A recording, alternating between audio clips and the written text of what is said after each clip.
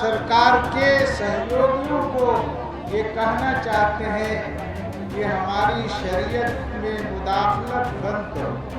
वक्त पर सियासत नहीं चलेगी, नहीं चलेगी, नहीं चलेगी। क्या भाई ये लड़ाई संविधान को बचाने की हिंदू मुस्लिम एकता के साथ हर गली और कूचे में लड़ी जाएगी। ये पैगाम दे दिया है कि एक ईमान वाला एक मुसलमान किसी भी कीमत पर वक्फ तरमीम बिल को मानने को तैयार नहीं है। वक्फ संशोधन बिल के खिलाफ पटना में प्रदर्शन का आयोजन करने वाले मुस्लिम पर्सनल लॉ बोर्ड के खिलाफ अब मुसलमान ही उतर आए हैं। मुसलमानों ने इस संस्था को फर्जी संस्था बता दिया है। न सिर्फ फर्जी बल्कि भ्रष्टाचार करने वाली और आतंक फैलाने वाली संस्था भी बता दिया है। तो क्या मुस्लिम पर्सनल लॉ बोर्ड फर्जी संस्था है? मुस्लिमों से पैसा इकट्ठा कर भ्रष्टाचार करती है संस्था? रजिस्ट्रेशन नहीं है तो काम कैसे कर रहे हैं? और सबसे बड़ा सवाल ये कि क्या आतंकवाद फैला रहा है मुस्लिम पर्सनल लॉ बोर्ड? ये आरोप बड़े हैं और ये आरोप देश का हिंदू या किसी दूसरे मजहब का व्यक्ति नहीं लगा रहा है, बल्कि मुसलमान ही ये कह रहा है कि मुस्लिमों के नाम पर बनी ये संस्था फर्जी है, आतंक फैलाती है। और India Muslim personal law board जो है वो खुद ही फर्जी संस्था है और वो मुसलमानों का गाढ़ी पैसा इकट्ठा करता है और वो उसका भ्रष्टाचार करता है। और हमने देखा है कि उसका कोई संवैधानिक रूप से रजिस्ट्रेशन भी नहीं है। इसलिए हमने खुद जो हमारे गृह मंत्री अमित शाह जी उनसे मिलने का प्लान बनाया है कि ऐसी फर्जी संस्थाओं को बंद किया जाए।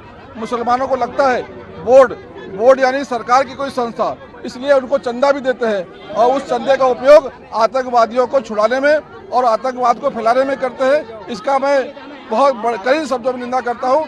आज ऐसे ईद के मौके पर उनके तरफ से सौगात जाना चाहिए, लेकिन ऐसे किसी काम में नहीं आते हैं। सिर्फ नफरत फैलाने के लिए, देश में अस्थिरता लाने के लिए, आतंकवादियों को छुड़वाने के लिए वो लोग काम करें, ठीक नहीं है। ये जमाल सिद्दीकी है, मुस्लिम समाज के बड़े नेता है। इन्होंने मुस्लिम पर्सनल लॉ बोर्ड पर गंभीर आरोप लगा दिए हैं। अब आप कह सकते हैं कि बीजेपी अल्पसंख्यक मोर्चा के राष्ट्रीय अध्यक्ष हैं, इसलिए ये कह रहे हैं। लेकिन जमाल सिद्दीकी ने इन आरोपों के साथ देश के गृह मंत्री से मुलाकात करने और संस्था पर बैन लगाने की मांग करने की बात भी की है।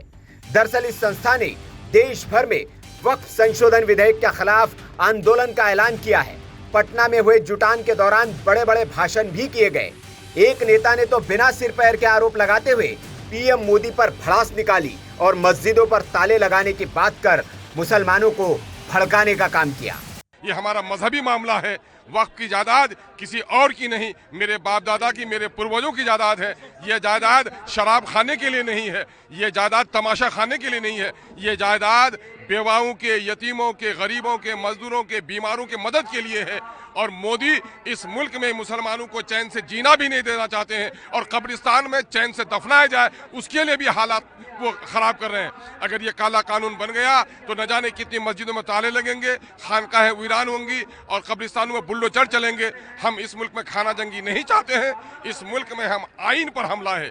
ये नंगी तलवार है मुसलमानों के गर्दनों पर, ये नंगी तलवार है देश के संविधान पर, ये नंगी तलवार है हिंदुस्तान के सोशल फैब्रिक हिंदू मुस्लिम सिख ईसाई के इतिहाद। सुना आपने मुसलमानों को कैसे डराया और बरगलाया जा रहा है। वक्फ की आड़ में गांव की जमीनों पर कब्जा करने वाले ये लोग अब मुसलमानों को मस्जिदों के नाम पर बरगला और भड़का रहे हैं। लेकिन इस नेता के बयान के बाद बीजेपी ने अब इनके इरादों पर सवाल उठा दिए हैं। अख्तरुल ईमान कहते हैं कि वक्फ कानून आएगा तो मस्जिदों पर ताला लग जाएगा, कब्रिस्तान में बुलडोजर चल जाएगा। ये नंगी तलवार है हमारे गले पर। ये सीए के समय पर भी इनके नेता बैरिस्टर ओवैसी कहते थे सीए आएगा नागरिकता छिन जाएगी। ये नंगी तलवार है हमारी गर्दन पर, एक को की नागरिकता नहीं छीनी। अब कह रहे हैं मस्जिद छिन जाएगी, जमीन छिन जाएगी। ये वक्फ का अमेंडमेंट हिंदू बनाम मुस्लिम नहीं है। ये गरीब, यतीम, बेवा जो हमारे एकदम ही पुअर मुस्लिम बनाम मुस्लिम लैंड को ग्रैब करने वाले ये शार्क्स के बीच में है। खैर, ये संस्था क्या करती है ये सबको पता है। इस्लाम की आड़ लेकर मुस्लिमों को भड़काना, शरिया का हवाला देकर मुस्लिमों को बरगलाना इस संस्था का मुख्य काम है। अभी संशोधित वक्फ बिल सदन में आया भी नहीं है और इन्होंने मुस्लिमों को मस्जिदों पर ताले लगा देंगे ये कहकर बरगलाना शुरू कर दिया है। लेकिन एक मुस्लिम नेता की ओर से लगाए गए ये आरोप कि यह संस्था आतंकवाद फैलाती है गंभीर है। अब देखना होगा कि क्या देश के गृह मंत्री शाह इस संस्था को बैन करते हैं या नहीं। Bureau report, VK news. VK news, राष्ट्र के नाम।